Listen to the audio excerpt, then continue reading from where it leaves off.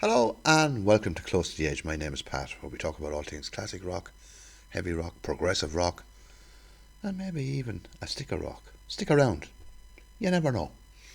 Anyway, today we're going to rank Genesis, but I'm going to rank the albums from 1970 to 1976, as I call them their prog years. I'm not really particularly interested in the 80s stuff, so just do the prog years. Formed in Surrey in England in 1967, I believe. Went on to be huge in the 70s, even bigger again in the 80s, but they were doing mainstream poppy stuff back then, by the time that came around, so not particularly interested in any of that. But anyway, let's get cracking on with this. My number 7 is Trespass, released in 1970. This had John Mayhew on drums and Anthony Phillips on guitar. And I'd say this is a very good album. Give it an 8 out of 10. I like Looking for Someone. It's one of their kind of signature tracks, really. It was on their live album, I believe, as well. I think this is a very good album. 1970, number 7. My number 6, and a lot of people would have this higher, is the 1971 Nursy. And this is the first album with Steve Hackett and Phil Collins on it. And it shows. It's a better album than Trespass. I give this a 8.5 out of 10. I love the musical box and the return of the giant hogweed, which is kind of lovely name. I like that name for a track. Very Zappa. It's very Zappa. But anyway, that's my number 6, Nursy. Look at the cover, I love it. The croquet with the heads. Brilliant. Put that away. My number 5 is the last album with Steve Hackett, released in 1976. The second album they had in 76. And this is a 9 out of 10. This is a brilliant album. One for the Vine is on this. An absolutely stunning, brilliant track. But the reason why Steve Hackett left, so I believe, is that he kind of got fed up, like kind of giving him stuff and they wouldn't put it on the album. And he wanted to have more input on it, writing wise, and he just had enough. He left actually after the mixing of Seconds Out, the live album. But anyway, that's my number 5. Now, if you're enjoying my videos, all my videos, well, the early ones are a bit dodgy, but however, and you're watching this, could you not just subscribe and like it? I would really, really appreciate it, because it helps me to do more content. I might do better content, whatever. But please do like and subscribe. It is very much appreciated. I'm very much appreciated to all the people who have liked and subscribed. Really do appreciate that. And thank you very much. Anyway, let's get back to the ranking. My number 4, a lot of people would have this higher, Selling England by the Pound. I give this a 9 out of 10. This is an excellent album. And my favourite track on this album is Firth of Fifth. I think this is a brilliant, brilliant, brilliant, brilliant track. And this was released in 1973.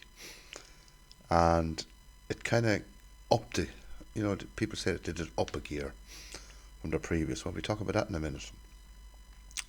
But anyway, 9 out of 10, Selling England by the Pound.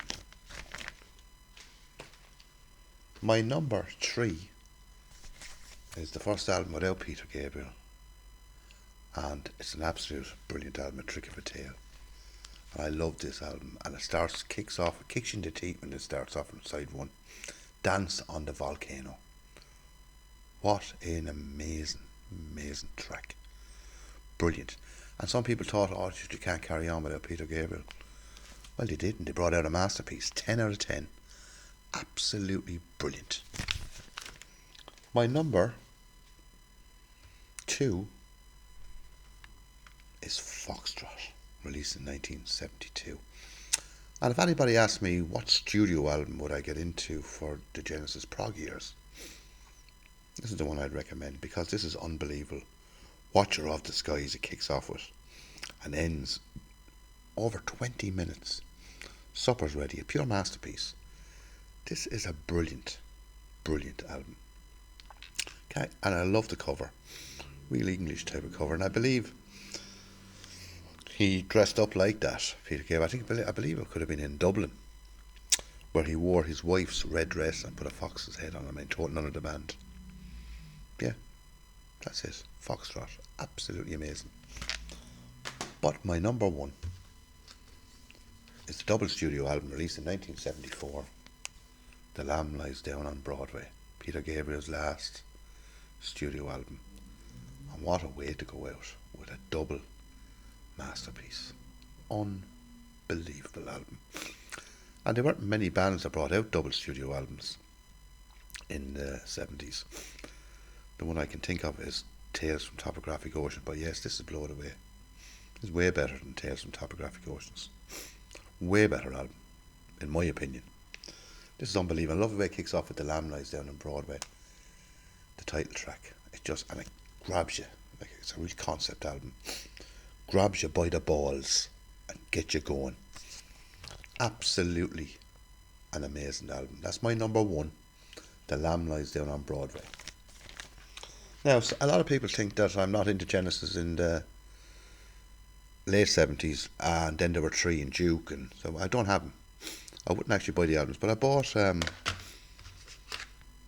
of a hits thing, and it has them all. And I like Turn It On Again, which is off of Duke, and there's a few off of The Lamb is on this as well. But it's a good, some of the tracks, Invisible Touches on this, and a lot of them tracks wouldn't appeal to me because I'm a prog head. But anyway, it's a good one to have just for the collection, really, to throw it on in the background, so to speak. And as their live albums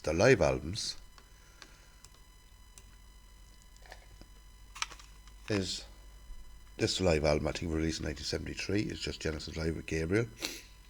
And what's on this is Watch Out the Sky is on this, Get Him Out by Friday, The Return of the Giant Hogweed, Musical Box, and The Knife is on this. And this is absolutely a very good album. The production on this is not great now, to be honest. It's a cassette. Might pick it up on a remastered CD. And of course, their best live album by a mile actually is Seconds Out. An absolutely brilliant live album. And if someone had never heard Genesis before from the 70s at all, this is the one I'd recommend to get, because this is the one I was recommended to get by my friend Kevin, and he said this is the one to get, and this will get you into Genesis, because it took me a while to get into Genesis, to be quite honest with you. But I love this album, and of course you have On Side 3 Supper's Ready. Absolutely brilliant. But anyway, that's Genesis. Anyway, I have to say thank you very much for watching, and I hope you do like and subscribe. As I said earlier, I don't want to keep repeating myself. And if you have your different rankings, down in the comments below, like the video, blah blah blah, and hopefully we'll see you very very soon for another video. And thank you very much for watching, and whatever you're doing, have a nice day, and bye bye.